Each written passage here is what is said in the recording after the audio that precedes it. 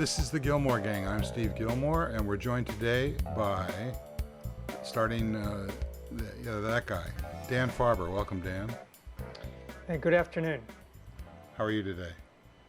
I'm doing well. It's a nice sunny day up here. Rain has stopped, and I'm ready to talk about tech. Excellent. Also joining us from Silly Valley is Keith Tier. Welcome, Keith. Thank you for having me. A pleasure. I'm not going to introduce the guy who's been waving. He looks like some sort of a screensaver at the moment. But, yeah, that guy. Robert Scoble, welcome. What's up? Also joining us, one of two Johns. The John on the left coast is John Toshek. Hello. And the John on the right coast from New York, it's Saturday night. It's John Borthwick. Hey. Hi, Steve. So before we get started, I want to say how desolate I am as a result of David Letterman quitting. Mm-hmm. But the good news is that he's going to be on for another year or so, which is reminiscent of what Johnny Carson did in the last year after he retired, which was some of the most amazing stuff that he ever did. So I'm hopeful about that. And I know nobody else cares about that, but he is the spokesman for at least several of our generations, in my opinion. Mm-hmm. Anybody want to say a requiem for David Letterman before we continue? I want to say that Morning Joe had a great 10 minutes on him this morning, and Morning Joe is on MSNBC, Joe Scarborough's thing with Mika Brzezinski. They did 10 minutes, and it's on their podcast. So if you go to iTunes and look for Morning Joe, you'll see the 10-minute kind of retrospective. And as a Brit who hasn't followed his career, I didn't realize how good he was prior to doing late night television. And so I think I don't really know the guy. One of the things that in an earlier persona, I used to go and sit behind the band on the stage when he was doing it at NBC. And one day he looked over, and there had been a weird thing that had happened about a week earlier where some guy just walked up onto the stage during the taping of the show. So he was a little jumpy, and he looked over at me and said, what the fuck is this guy doing here? And Paul said, it's okay. And they went back to it. But ever since then, or at least for another year or two, he would come out and he would check to see whether I was still there or not, because he had no idea what I was doing there. And of course, neither did I. What were you doing then? I was hanging out with the band. This is in the old days when Sanborn was the saxophone player. Okay. I'll tell you one other thing I learned this week, which will appeal to you, is that guy Bob Lefsetz, or whatever he's called, that does that newsletter. Mm-hmm. I didn't realize he was touring with the Imagine Dragons. What's the Imagine Dragons? It's this band that all the kids love. I actually know that. John Toshek, do you know anything about them? Yeah, they actually are a pretty good band. I can always tell by how well they play when they're not, when they're playing live in a studio, like on Sirius XM or XM Sirius or whatever it's called now. And yeah, they actually sound pretty good, pretty talented band. I'm surprised, and I don't think my kids do like them, but there's a few songs that they're that you'd know if you heard them. Radioactive. Yeah, my 11-year-old really likes that. It uses a tube distortion to super saturate the vocal, so it has a very interesting effect. Pretty good. I saw them at CES, and they were quite epic for the last 3 songs. They do quite a show with banging on drums and jumping around. Are they like Slash, or are they different? Modern. Okay. Dan Farber, any comments about David Letterman? Well, like you said, we still have a year left to David Letterman and Paul. And I think the big question is who's going to replace him.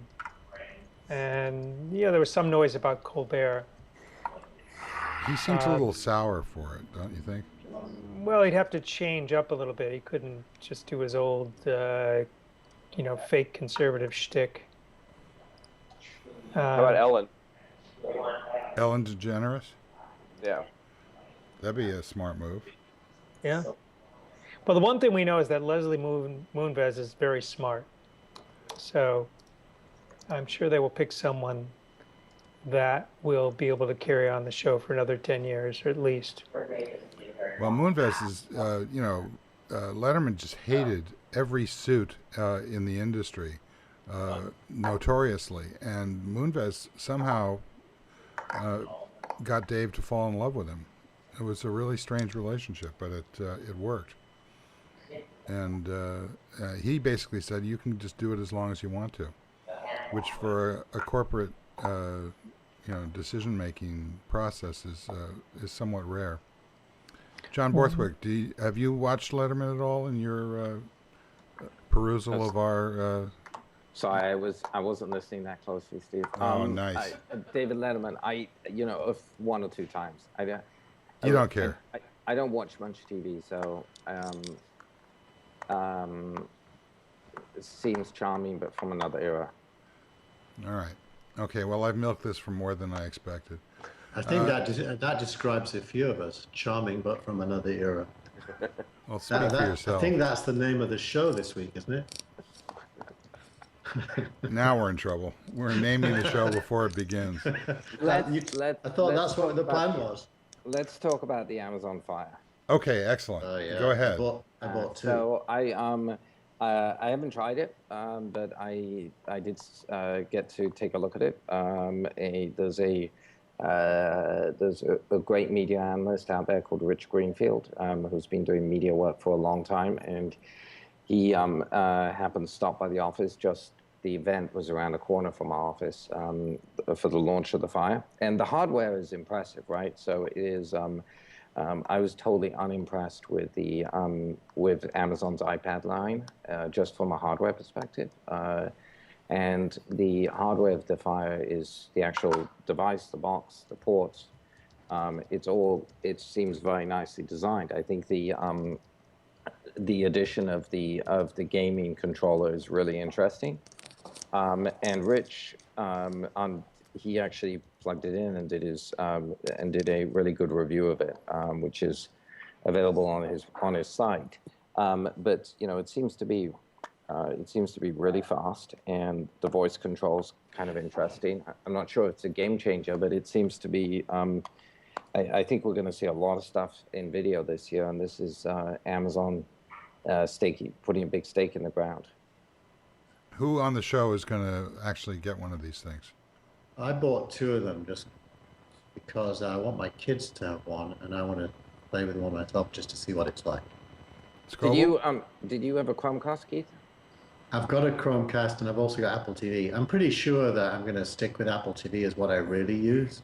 The only thing that this appeals to me for is I'm an Amazon Prime user, and right now I don't benefit from that in any way whatsoever. But there's no special. There's no special for Prime users, is there?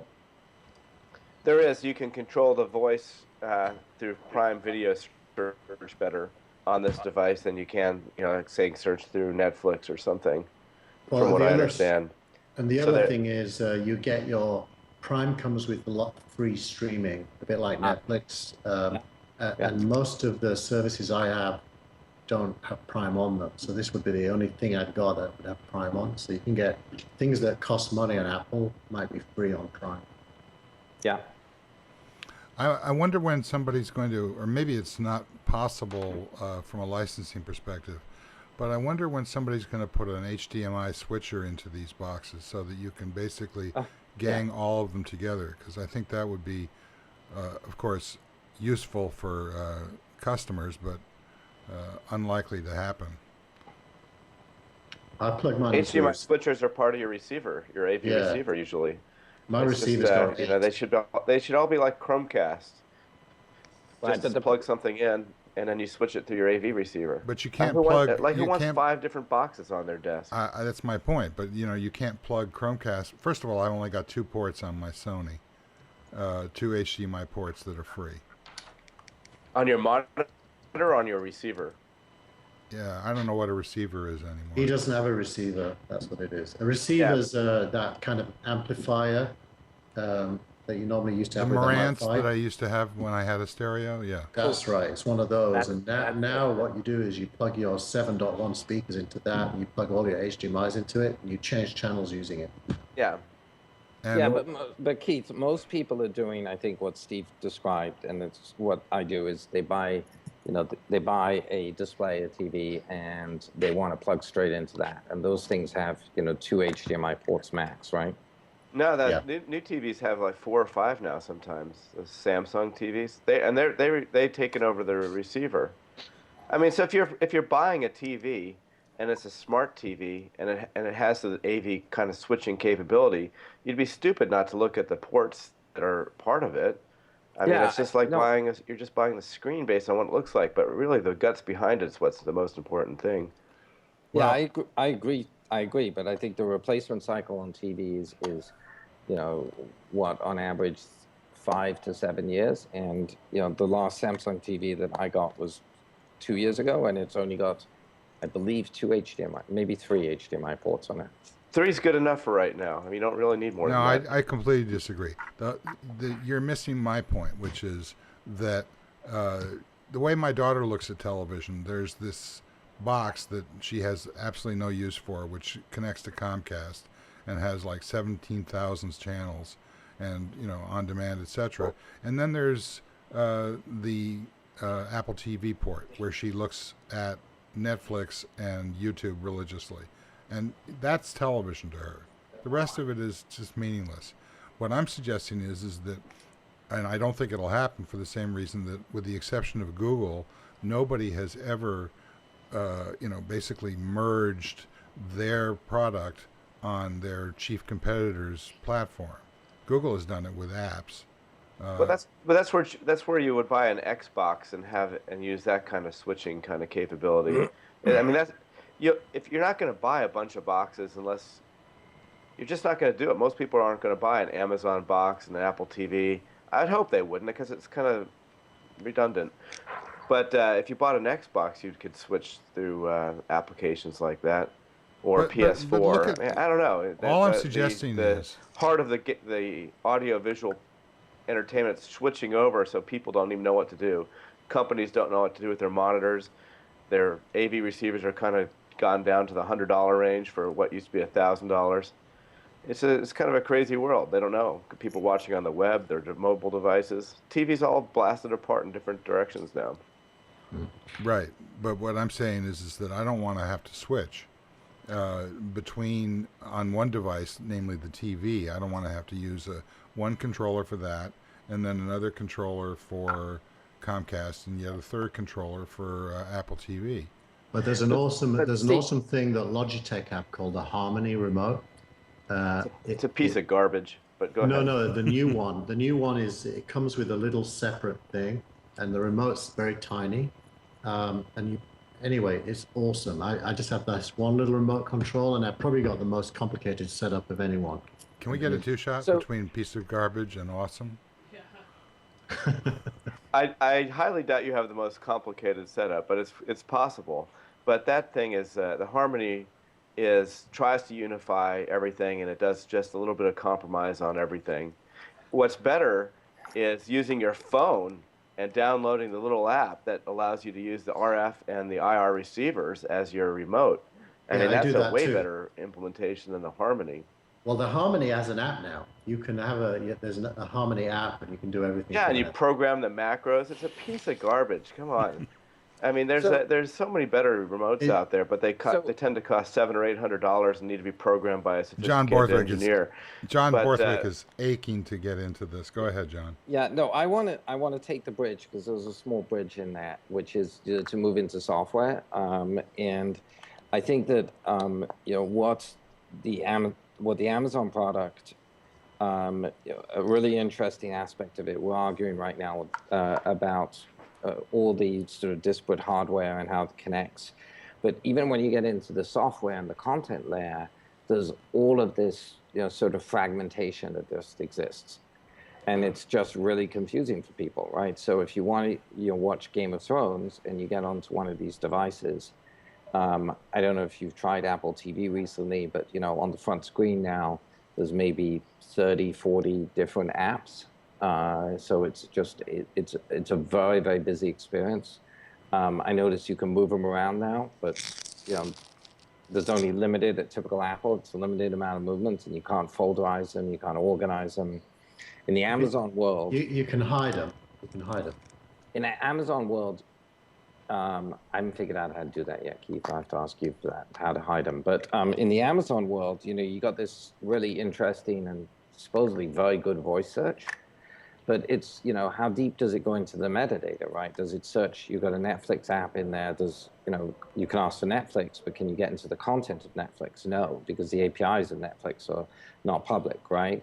And so you've got all this. I think I wanted to move into software, but I also wanted just to reiterate and pile on that we've got all this fragmentation that is taking place, and it's because of everything from standards to business models to controlled IP pipes. And so I think that the fire it's interesting, and it's interesting that Amazon's putting a stake in the ground with our piece of hardware, but I think it's only a small step forward.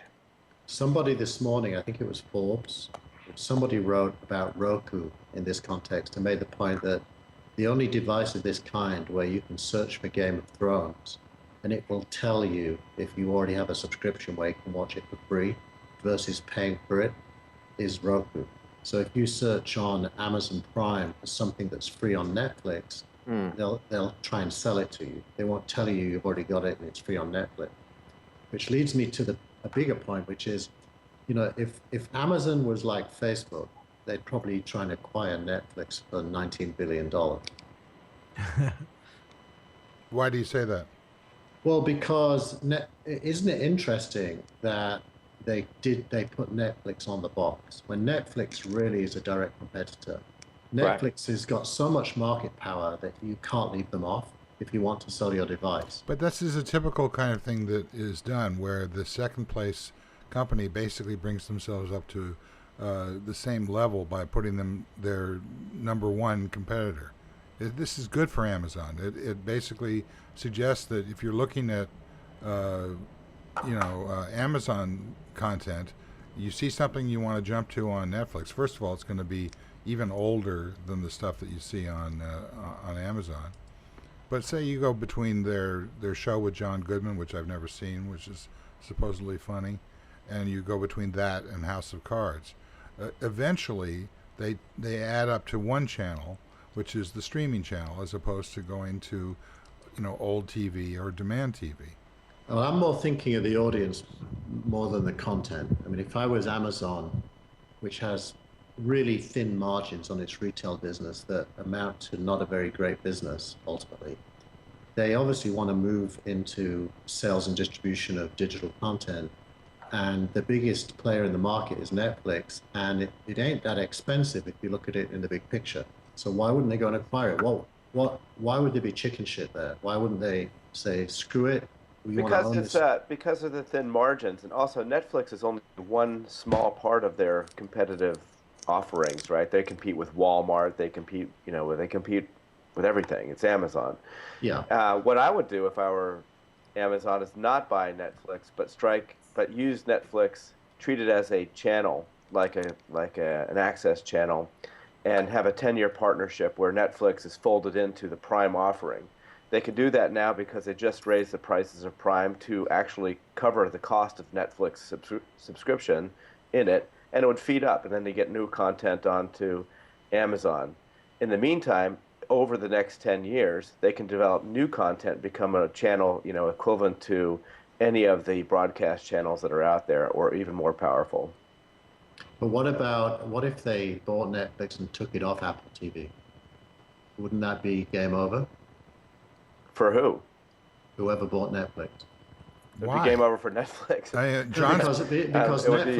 Because Netflix isn't really a channel. I do get John's point. I think that's that's thinking of Amazon as a new version of Comcast or Time Warner Cable, and Netflix as a new version of HBO. But given that there is only Netflix, there is no equivalent of Stars or the other channels. That there's only Netflix. This is what I think you're missing is that Netflix is television, and the rest of them aren't. Netflix is audience, actually.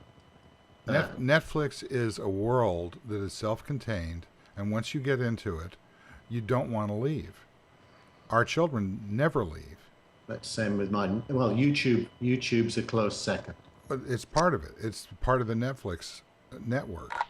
I mean, Ella has, she's 13. She has, there's some guy who does he's the David Brinkley or Walter Cronkite of YouTube. He's some young guy who summarizes the news every day. She's getting very sophisticated about her knowledge of, geopolitical events, and it's from some clown with a podcast on YouTube.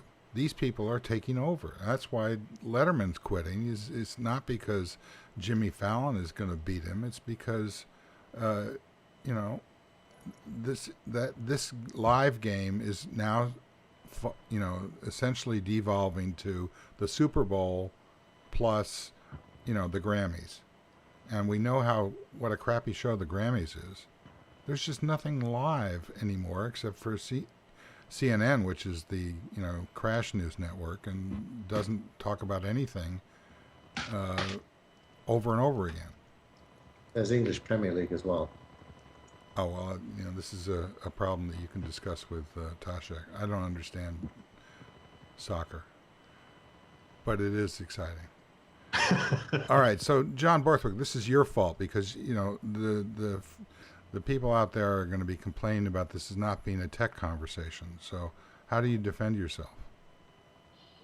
I mean, I think it is a tech conversation, particularly when it gets when you move into the software realm. I mean, what we're seeing the intersection of technology with a whole bunch of legacy business models, and I think that we're seeing large technology companies trying to navigate it.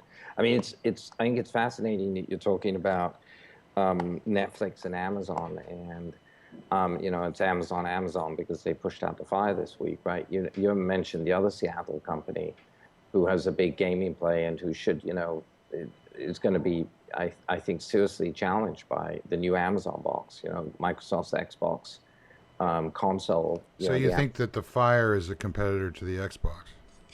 I think that the Fire has, you have a gaming controller which goes with it, and that they're pushing games essentially on demand over the cloud. And I've seen the quality of games you can do, and they're pretty darn good.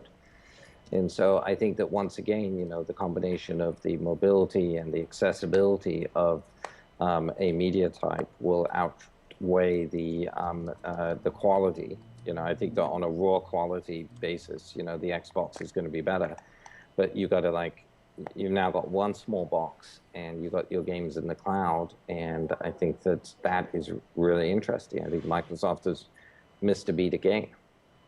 Robert Scoble, do you play games? No. So I haven't. I don't. I haven't bought an Xbox, and that's why the Xbox to me seems like a $500 Apple TV, because the only piece of it that I would use is the Apple TV style stuff. Ability to play TV or movies, or navigate through my content. Is Google I have Glass Comcast and an Apple TV on every TV, and I'm probably going to get one of these Amazon things just to check it out. But most of the reviews I've read say it doesn't really add that much over either of those. Well, why do you use the Chromecast?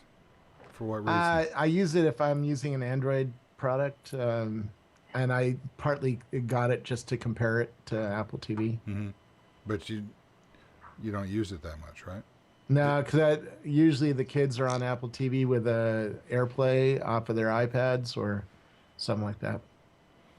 Dan Farber, do you think that Amazon's got a real play here? I think as you've heard from everybody else, Amazon simply kind of got in the game. They have a few unique features, and they're kind of embracing and extending, which is to say they're including competitor content and services. and you're trying to bet that over time that they can do two things. One is they can get people to use their service and their box, and at the same time they're building up their catalog and their partnerships to create their own more significant channel. But this is still very early in the game. Everything still is very messy. We haven't talked about Comcast at all. And What about you know, Comcast? well, when you think about market power and having the pipes and having the content, I saw especially if the Time Warner thing goes through, does and any- then and they've worked very hard on their interfaces as well with their Xfinity or Xfinity One or whatever it is. X1. So X1. The X1. yeah. Have So you- everybody's trying to solve the same problem, which is how do you create the most incredible user experience for this kind of content? Now And- X1, I saw. Go ahead. I saw an ad in where was I? Boston, for the X1, and it promoted the idea of being able to download to your device anything that you were watching on the X1. In other words, this is the sort of like the one problem that Netflix has with streaming content like House of Cards is you can't get it anywhere else, Right. like on a plane or anything, because there's no way of downloading it. And the implication of this X1 box, first of all, does anybody know whether this is just on a regional basis that they're rolling this capability out? Because Yeah, it's it is everywhere, but you've got to be a triple play subscriber to get it. They won't give it to you if you only buy TV. Or so you have only to call them up and say that which you already know, which is that I'm a triple play subscriber. Yeah, but Yeah. I think Steve, it's regional, right? It's a box upgrade, and so they're going sort of by regions. And I saw it a couple of weeks ago, and I was actually really surprised by how good it was. Yeah, I mean, I think it's phenomenal. Tasha, have you seen this at all? Advertised Well, I don't out use here? Comcast, but we've talked about it on the show for a long time. Robert But I was. Robert's had it, yeah. Gotten some kind Yeah. of briefing or saw it somewhere. Sounds Yeah. pretty good. But I use Yeah. DirecTV and don't watch that either.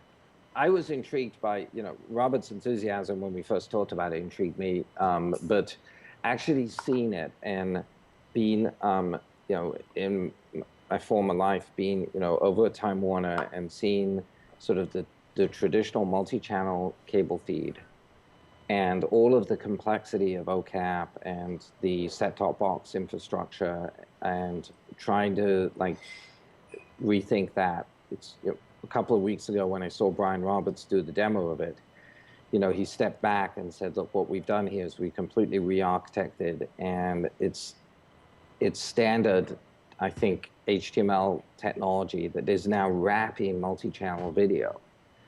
And so they've turned the entire video offering on its head. And so if they've really done that, and I want to actually build some stuff on it, right? There are apps you can build. So I want to see if we can build some stuff at BetaWorks on it and really see if it works. But if they've really done that, that's in my mind a huge shift, because they basically, if they can import all of the economics of the standardized technology and web-based development that we've been doing for 20 years into the cable platform and make the multi-channel video piece a piece of that, and then have the metadata, which is accessible and searchable and navigable by social, by other apps, that's a big deal.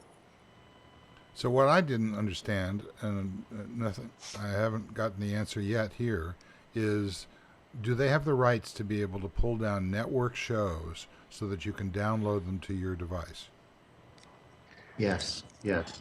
So my understanding, Steve, is that That's what they were promoting in this ad. Well, it's In subscription Boston. based. No, Right. they do. Yeah, Right. you have to be a subscriber. But by the way, I understand TiVo, that. What I'm saying. I would say TiVo on Comcast already does that as well. So TiVo to go. So you can take any show and download it to your portable device. Actually, no, not any show. No. Right. No. Any show that's licensed for that purpose, which is quite a lot of shows, but it's not any show. Okay, Right, so it's on a subs- Comcast, I experimented with this out here. There is maybe it's HTB, it's TV to go, which I believe is a former. It's the same company. It's Xfinity, but it's an earlier version of this. And there's a library of shows that you can download, and it's very small. It's maybe 2% of all the shows that they have. So this advertisement on Boston television seemed to imply that if you could see it, you could download it. I don't have the actual ad, so I wasn't paying attention until I noticed that you see the little progress indicator going along, and all of a sudden, bang! It's sitting on your iPad. And the reason for that is they're moving. It isn't about rights. Up until X1, Comcast's DVR was distributed to the home, and the signal came into the home, and the DVR recorded it. Right. X1 is a cloud platform. Right. The device in the home is just a terminal to the cloud. Right. But it is about rights, because until they start switching over to licensing deals that incorporate all of these platforms, it's Steve, not I going to would be say- legal. Steve, a couple of thoughts here. One is that I think that from what I gather is that in the home it does actually work, and so it's a transportable device. You're watching a show in the living room, you want to go up to your bedroom, you grab your iPad, and you can pick up where you left off, and it works within the connected home on X1. That's from what I understand. And then the second thing I'd say is that this is why I think that the Comcast guys, wanted to and do own a lot of content, right? And so unlike Time Warner, that basically had a view that these pipe and content, sort of conduit and content should be separate. I think the Comcast guys, from what Brian Roberts said, right, he was very clear about it. He was like, we're going to go out with our content and make it accessible. And so I think that will be available even when you're not connected. And then other stuff will follow. Well, I think the implication of what they showed in this ad was that you could download it to a portable device.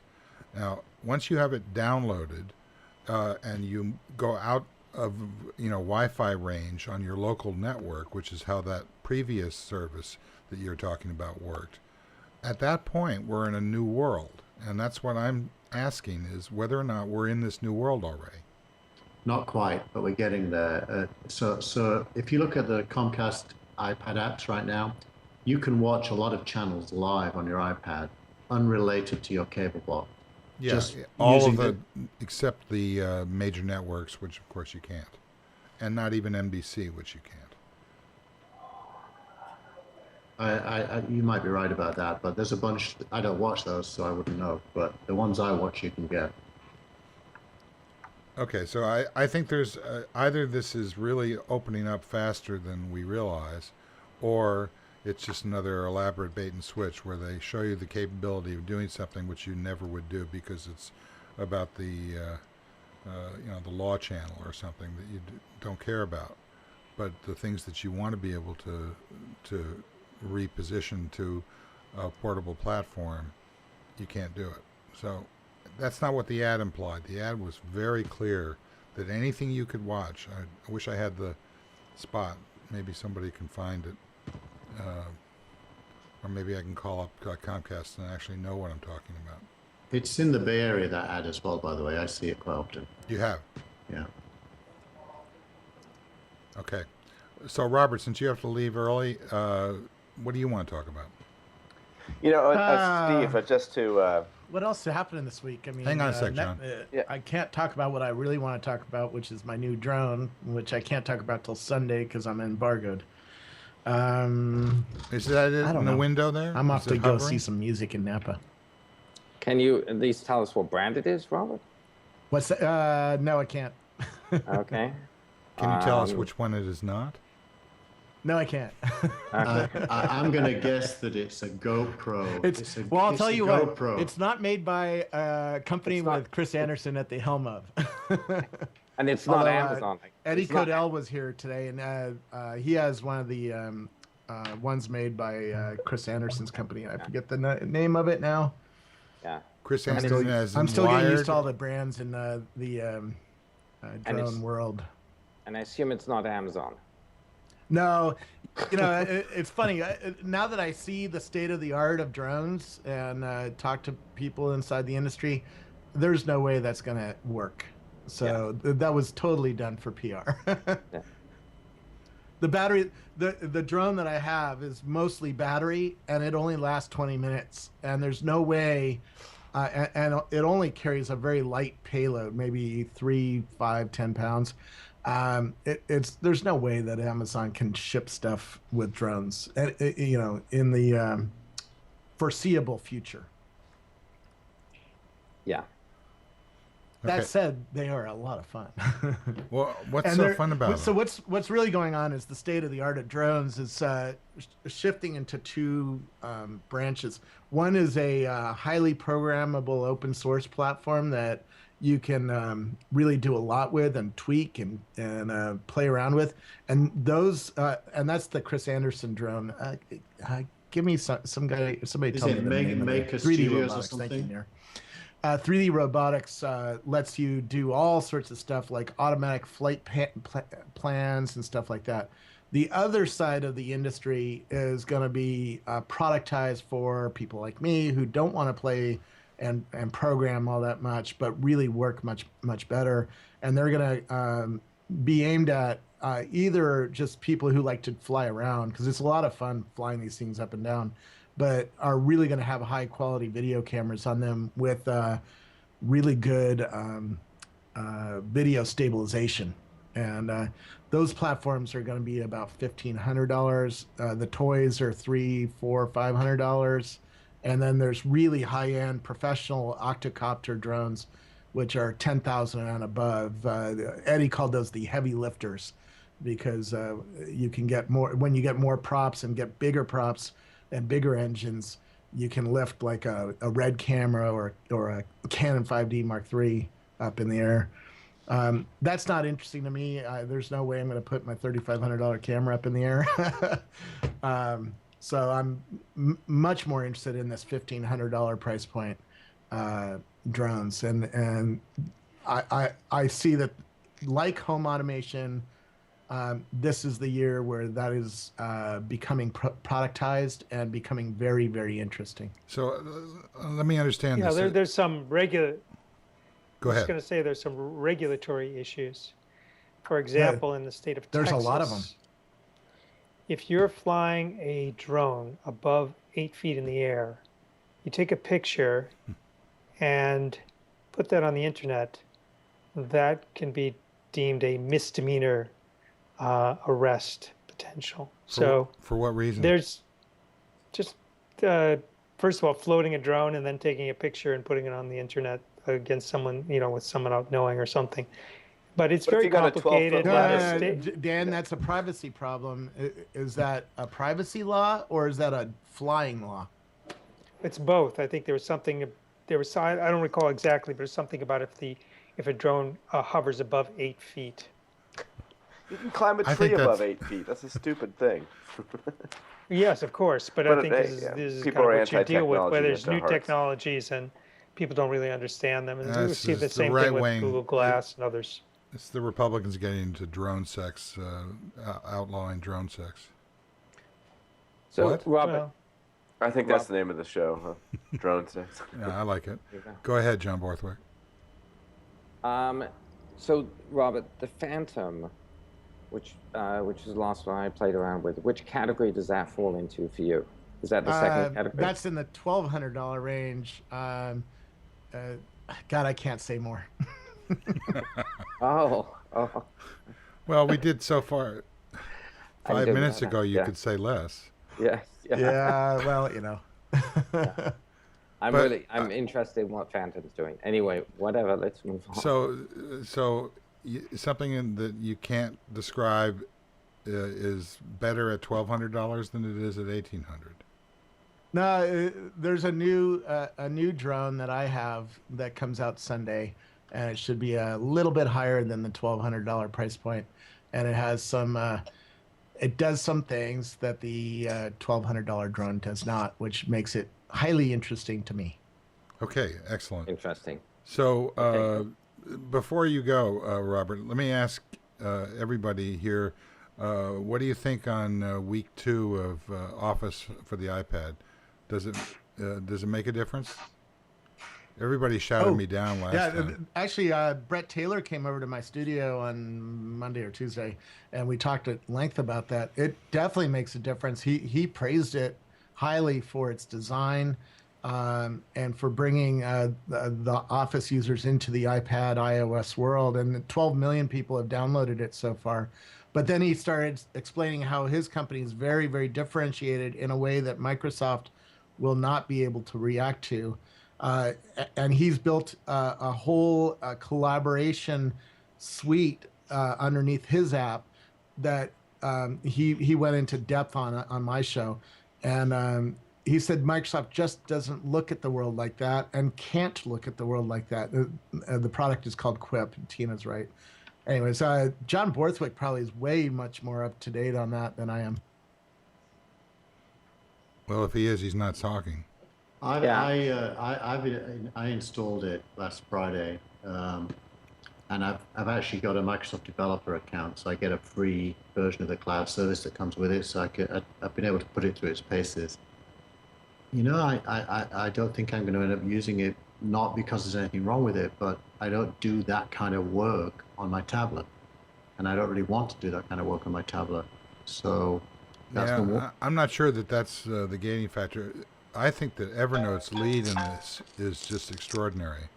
I think that, Toshak's been singing the praises of Evernote for a long time, but I finally got religion when I was on a plane, and I was trying to look at some notes of some conversations that we've had, and I was able to just log on to, it was the document was shared with me, and I was able to log on the plane. It persisted after I clicked on each of the documents, so that even when they turned the Wi-Fi off, I still had access to it.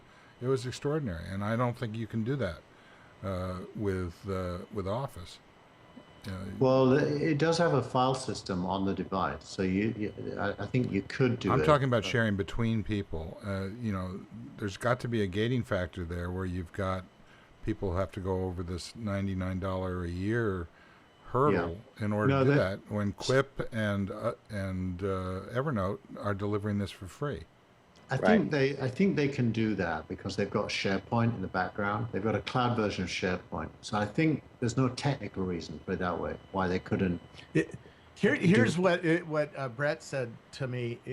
Two things. One, Quip is built completely around the mobile platform, and so it has really good notification support, and it's very subtle.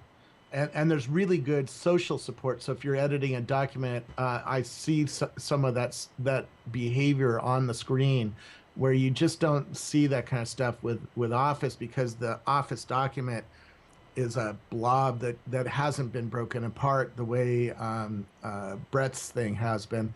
And the second thing is that Brett's thing does exactly that.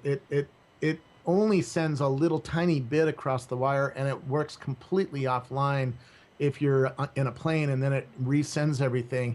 It's really well thought out for the mobile world, where and same thing with Evernote, where Microsoft Office was not designed for a mobile world and is being shoehorned into this mobile world. And I think that's where I find the two going separate ways. I think you're right, Robert, but I'm not sure that how much of a problem that is. If you would, I haven't got the stats, but I bet you if you ask the question of all the documents in the world that are either spreadsheets, PowerPoints, or word processing documents, how many of them require simultaneous use by more than one person? It's not simultaneous use. It's just access. It's simply not having to be on a corporate network, not having to be. Well, let's get real for a second. Quip's market share is 0, and Microsoft Office market share is very large. So there's a huge pent-up demand, and people are going to get it for free. And if they find it useful and they're using it a lot instead of on their desktop, they're going to pay for it. So it's a good deal, and it's about time that Microsoft became multi-platform and less of a Windows company. And Yeah, then on that- the Windows side, they are giving away Windows for free on tablets under 9 inches, I believe, as well as on the phone. So, they weren't making any money anyway. So this is, a good way for them to at least try again to get a little bit of traction by Yeah. being more open, more cross-platform.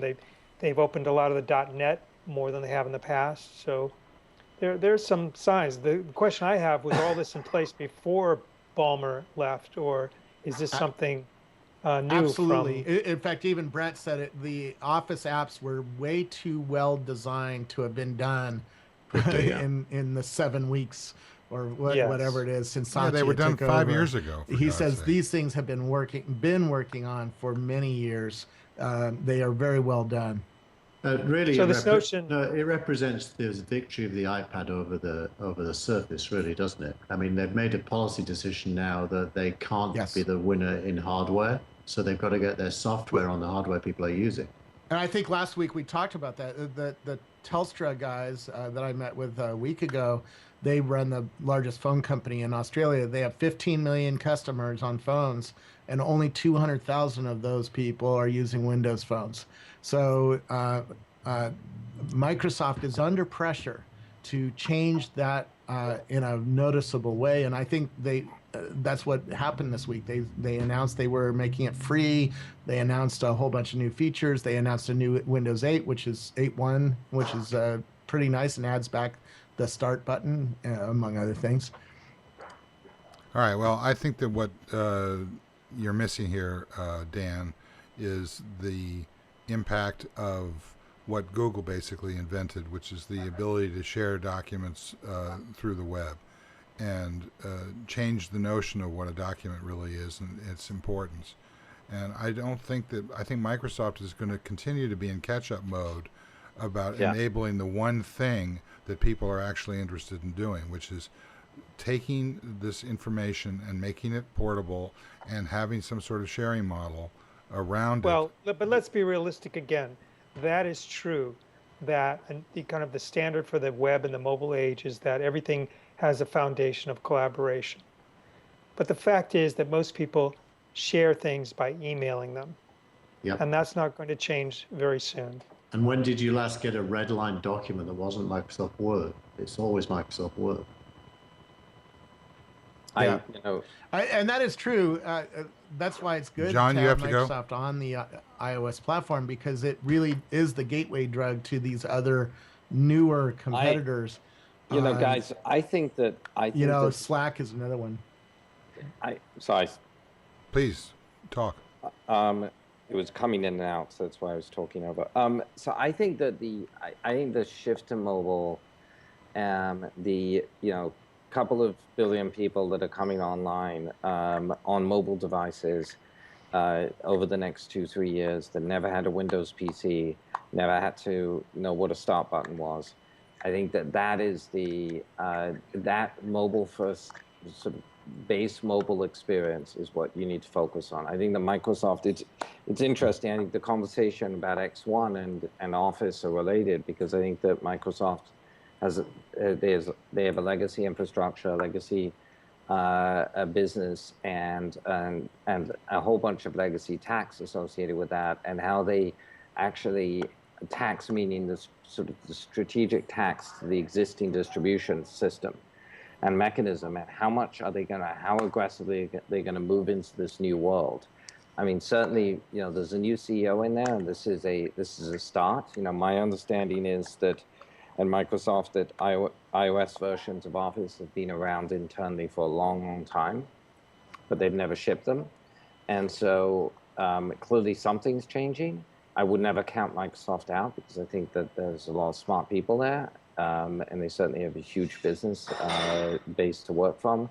But it is so hard to do what they're doing that, if I had $1, I would put it actually behind Quip with their 0 market share, Dan.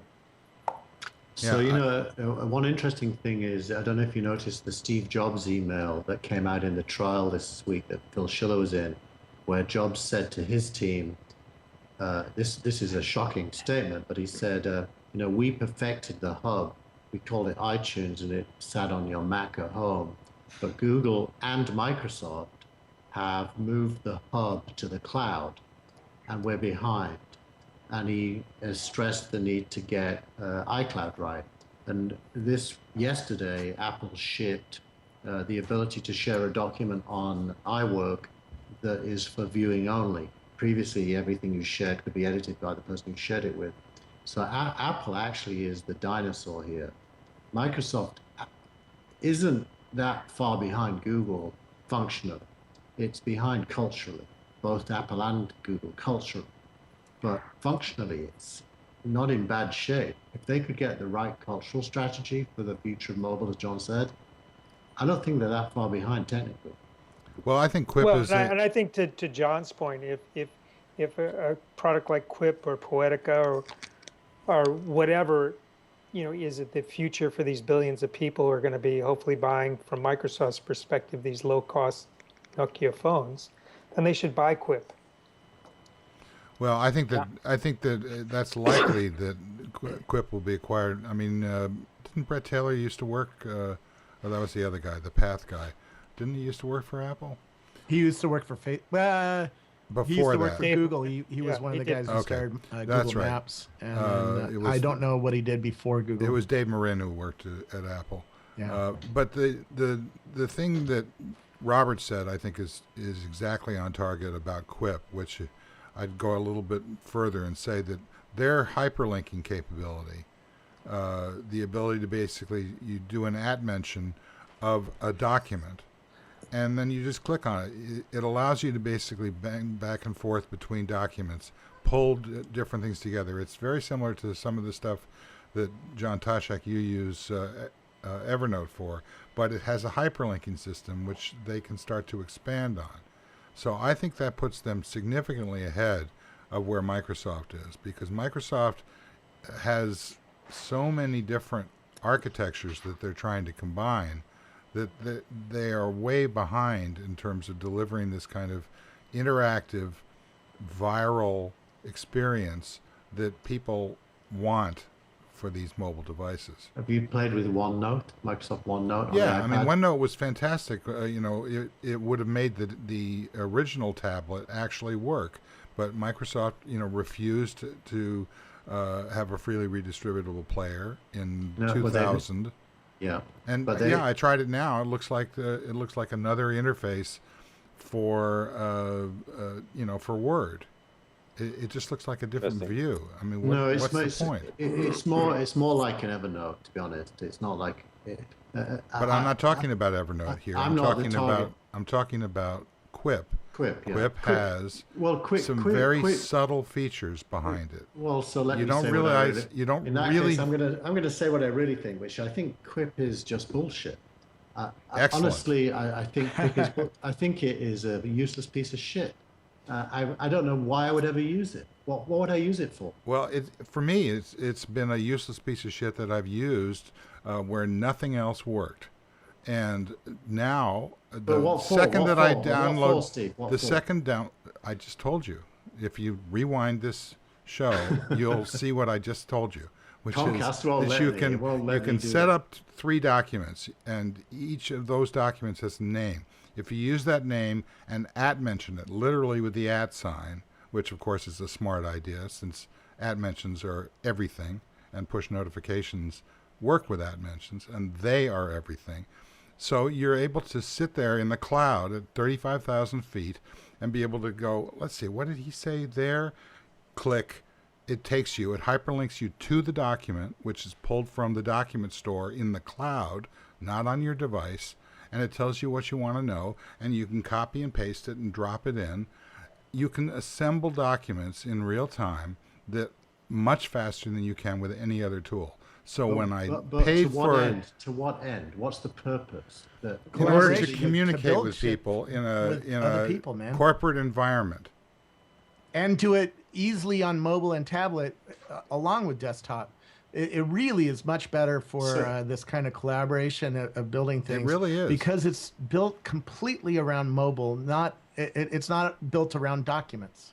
It's a wiki client, basically. It's No, a, it's not. that, it's like a distributed wiki.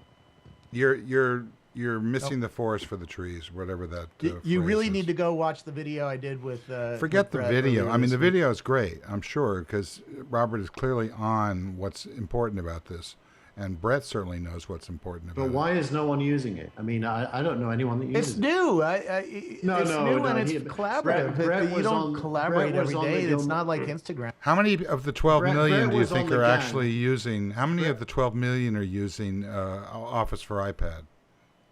3. I don't think that's true. Oh, come But on. Brett- They're not when, using it. When did Brett come on the show? It must be a year ago, right? Uh-huh. It wasn't. It isn't new. That's like saying. No, Just no, Me it is new. new. I'm honest enough to tell you, Just Me isn't new, and it didn't work out. And I'm going back to the drawing board. He needs to go back to the drawing board. There's Well, no but he's product been there. at the drawing board all along. When I used it a year ago, I found very little that was compelling. When I used it and discovered, I mean, there's no help system to speak of, and it took me about half an hour to inhale that, and then I mentioned it so that I could go back when I ran out of things to try. After a while, you start to realize that it's a very subtle but very powerful reworking of how you consume information. In the same way... Does it replace something, or is it a new experience? Well, now I've got a $99 Office for iPad that I don't use because it doesn't have any of the features that I just described. Yeah, but it's meant to. Office is for doing spreadsheets and PowerPoints. That you do But Office was for the old world where I sat on a desktop and worked by myself. This is the new world where I'm working with other people on a mobile phone while I'm walking around Napa this weekend, collaborating with a team that is building things. This is a very different thing. I And don't yeah, agree. it is a bit new and it's a bit hard to get. And that's the problem. I think we're redefining the meaning of work here. I mean, work to me is like something I hate. And whenever I'm doing work, I almost always am using a spreadsheet or doing a deck or writing a document because that's real work. What you're talking about is social engagement. That's different. It's an element of work. It's a subset of work. But It's very like right risky now, on to my screen, pigeonhole. I got a Facebook message from Rocky saying, "Hey, how about this for the title for Bill Tye's video that he's putting up in an hour or something?" This is how we collaborate now and build things for distributing to people. We don't send an email document anymore with a Word document. It's a new world that's much faster, and we are doing work as we're walking around. It's funny. I was hanging out with some of the guys from Indiegogo at South by Southwest, and we were talking about sometimes their families are get mad at them by looking at their phone, while they're at dinner and stuff like that. Or better yet, was the example was like out at a concert, and he's like, the reason I'm at this concert now is because of these new modern tools that let me work while going to a concert and work in very, very minute bits. And that's what Brett's tool does. It lets me pass you just the piece of the document that changed. I don't want and any it more works examples really of this. well on mobile. This is not something that Office We'll start distributing some test documents in the chat room on the next show, and then we'll prove that we're right. John Toshak, what do you think about all of this? You've been very silent. I mean, at least you've caught up on some rest, right?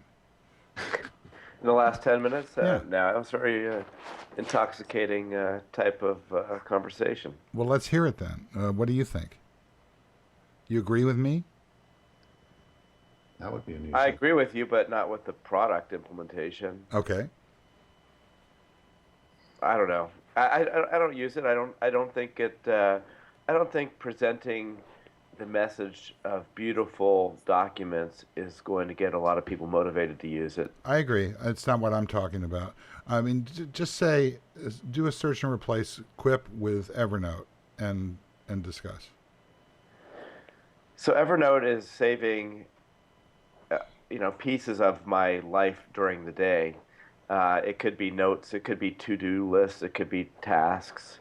It could be things that I just have to do.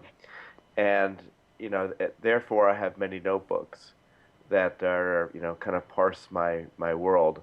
And they can be very simply defined, like it could be Gilmore Gang is one, and then I say, oh, I like this part of this segment or something like that, and it makes it very easy, and you can make very it's a rich text editor inside it, but more importantly is when I see really interesting documents that are in the physical world, I can scan them in. I have a Fujitsu scanner right down there, which is about, I don't know if you can see that. I don't know what I'm pointing at, but it's roughly the size of a wireless router, a little bit taller, and I just feed them in there. So people still hand out business cards. I feed them in there, and then it has this amazing search where it searches through the document. So I can find out the context of when I met somebody, which has been something that's bothered me for the last 25 years or so, and I think that those things save your life over time because you really have that context. And then if I wanted to, I could share the information through a link with anybody on this, anybody in the on the friend feed, anybody who's I want to. Anybody who's got network access. This is what happened on the plane. I was looking at notes of inquiries on the plane. It was fantastic. I got more work done in 15 minutes because I could choose which of the documents inside of a workbook, a notebook as you call it, that was created by another person and shared.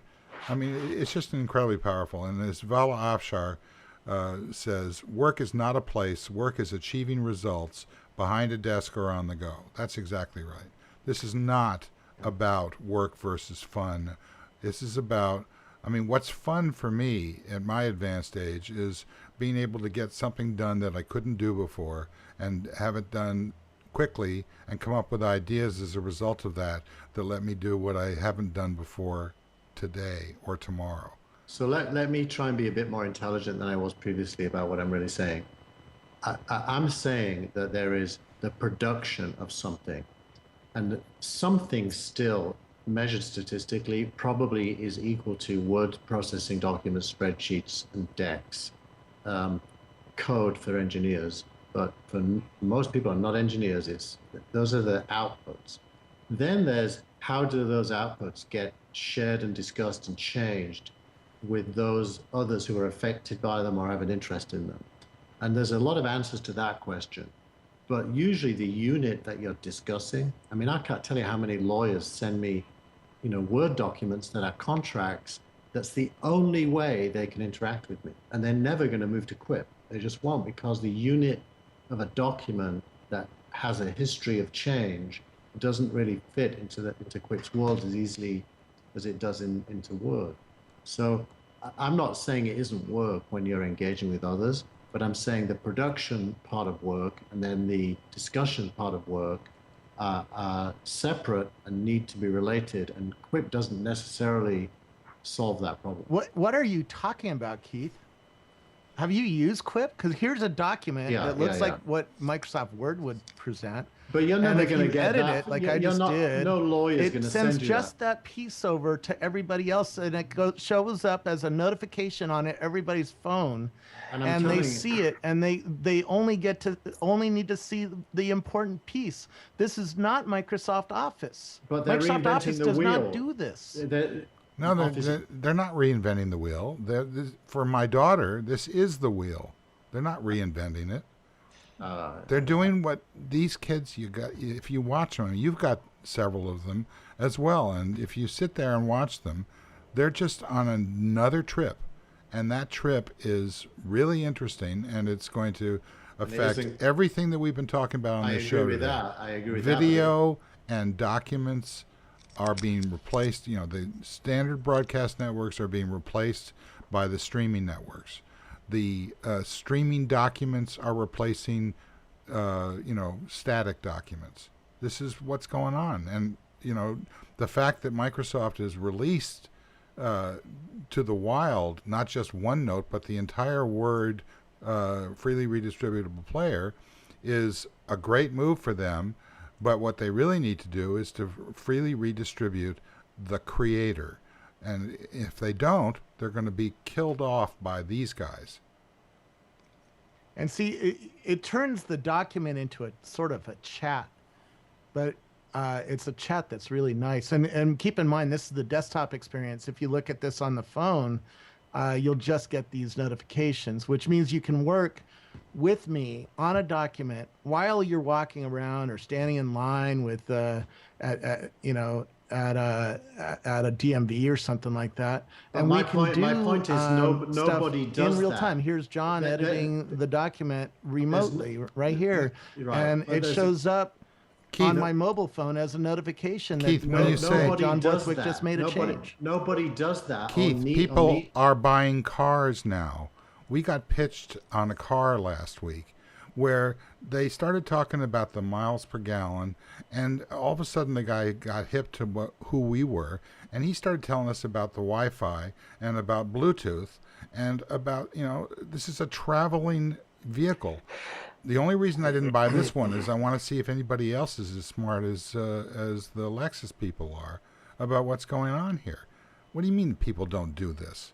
No, I really appreciate you, being the Luddite today. It's really I'm refreshing. doing it on purpose, but it's because I don't think real human behavior in the bulk is about collaboration. Oh, please. If you mean by collaboration synchronously, I do believe the whole of human life is about collaboration if you interpret it as asynchronous.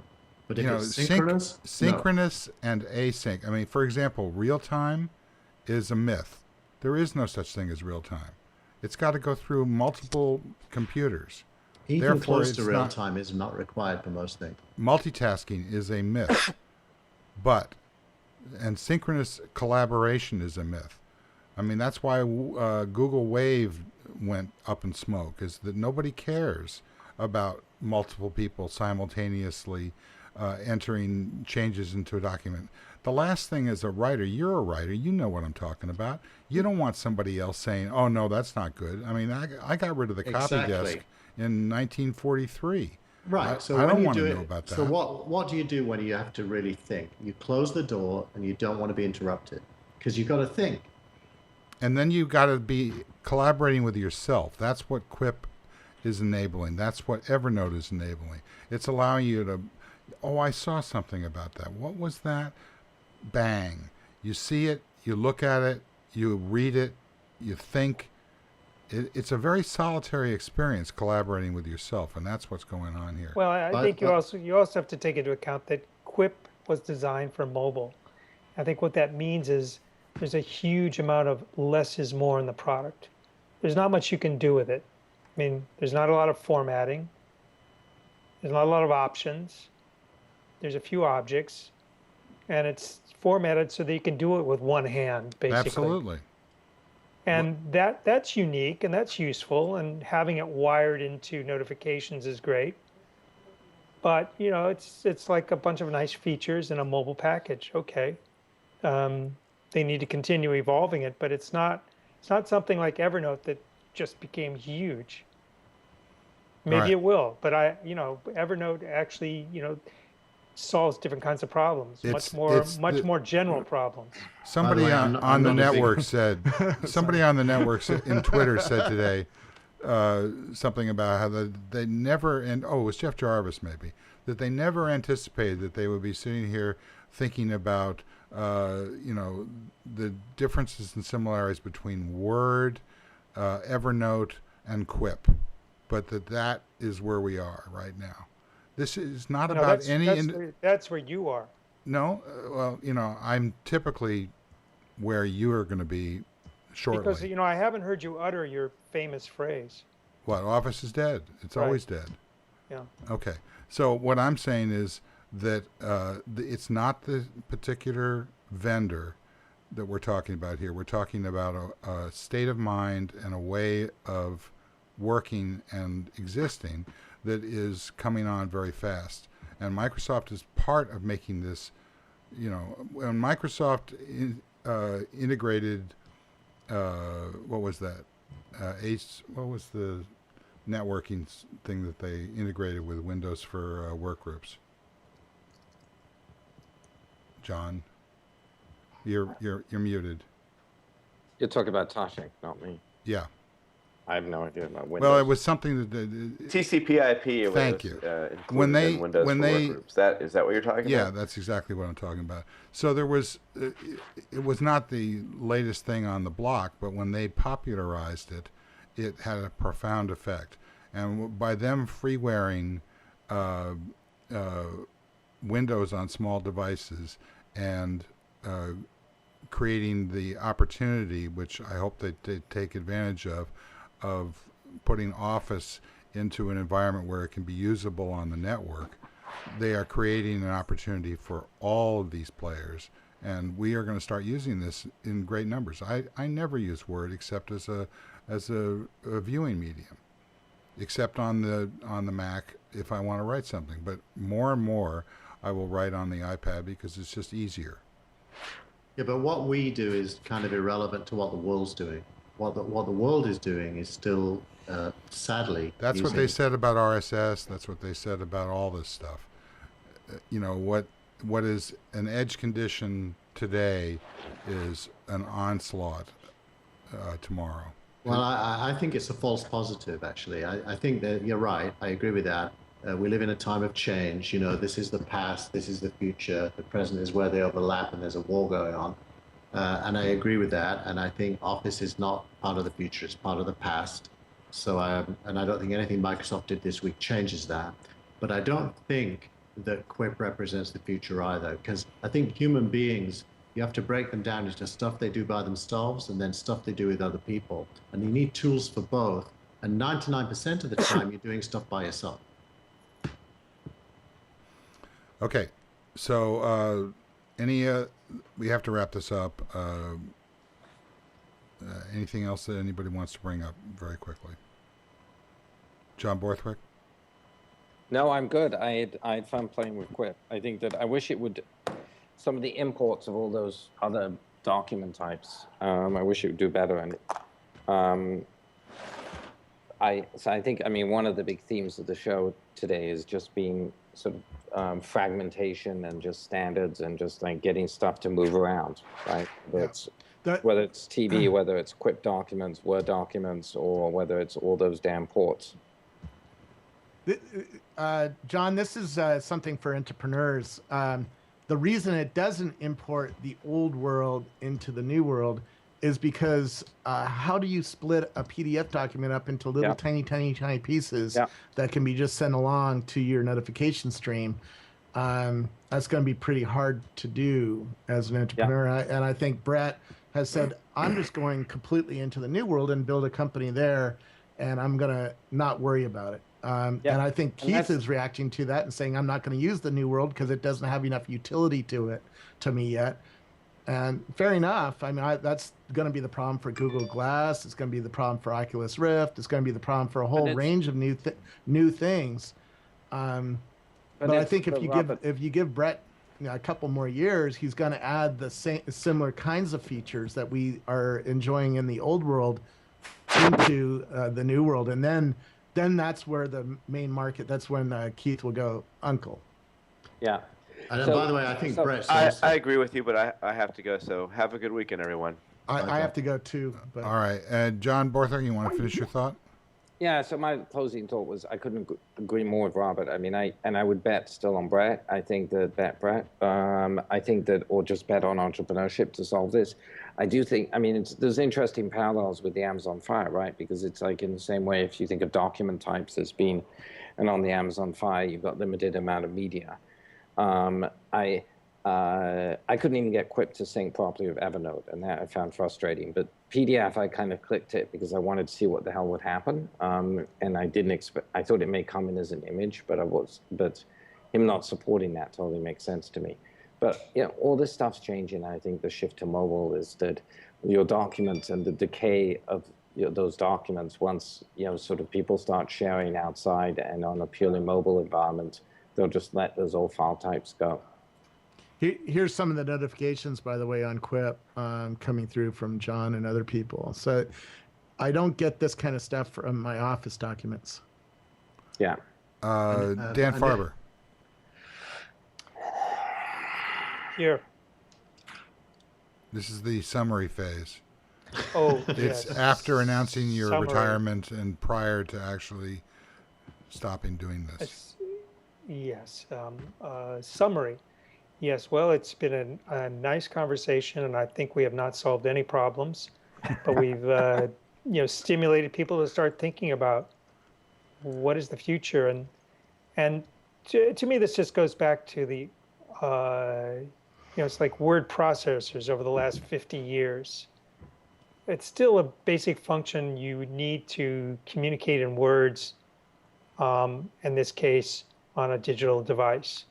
And there are lots of different ways to do it. And I think everybody makes good points about, whether it's synchronous or asynchronous. And there's no one tool that's going to be perfect for everybody. So the more tools that are out there and that they support each other and APIs are open, formats are transferable, then the world continues to survive. Keith. I just want to say thank God that my Word document doesn't send me notifications, because that isn't what I want to use it for. And all I'm doing is trying to say, in our embracing of collaborative tools like Quip, let's not forget that we all need to use tools that are just solitary quite often, as well. And that a large part of human creation comes from individuals working alone by themselves with their brain, and there's nothing wrong with that. And that Keith, isn't, if mobile you and mobile want to isn't be going to change solitary it. in Quip, you can be. You just don't add anybody to that document. Yeah, but then it's a sucky tool. The other tools are better than it then. That is true. Not on the but, iPad. In some It's ways, it's a suck fest on the iPad. I think you're That's missing what the point of everybody's Quip. using. But the All right. most interesting thing I said today was about Steve Jobs thinking Microsoft and Google were ahead of them. So that no one took that up. Yeah, I thought that by the was way, right. I apologize for showing a porn site very briefly as part of the Quip demo. It was Fubies.com, which Andy Grignon told me, and the reason it was there was So Andy you're blaming Grignon it on somebody was else. showing me that was the first porn site that was viewed on an iPhone. He was one of the 12 guys who built the iPhone. So that might show up as the show title, First Porn on a Gilmore Gang. I don't. It's going to be drone sex. Sorry.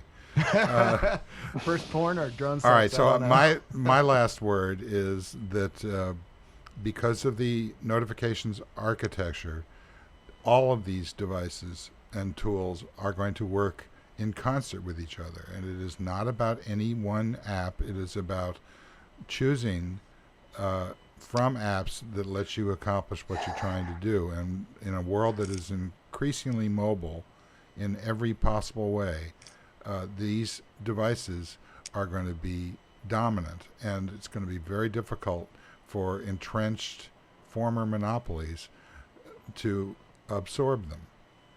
And that's what I think. So I want to thank Salesforce.com for their support for the Gilmore Gang. I want to thank New Tech, and particularly Philip Nelson, for their support for this new version of the show, without which we would not be able to do it. I want to thank Rackspace for continuing to support Robert Scoble's involvement on the show. And thank you, Robert, for your involvement on the show. I want to thank John Borthwick. I should probably say that through your support for the show via listening to my rantings about notifications at BetaWorks and resolutely avoiding actually giving me what I'm looking for, that you've kept giving me a reason to live. But thank you, John, for joining us today, as usual. Dan Farber, thank you so much. Thanks for having me. And Keith, the role of curmudgeon is permanently shifted from me to you. Congratulations. I can't hear you. You muted yourself. Okay. I said I've lost one of my buds and it's stuck in my ear. How do I get it out? Oh. Got it. I got to run, so see you Okay, later. thanks, Robert. And thanks to John Toshek. Thanks to our producer and director, Tina Chase Gilmore. Where's the wave? Okay. Thanks to the chat room. Really haven't had time. It's been too exciting, this show, to look, but I will now. to everybody who showed up, and especially those who didn't. We'll see you again next time. Bye-bye.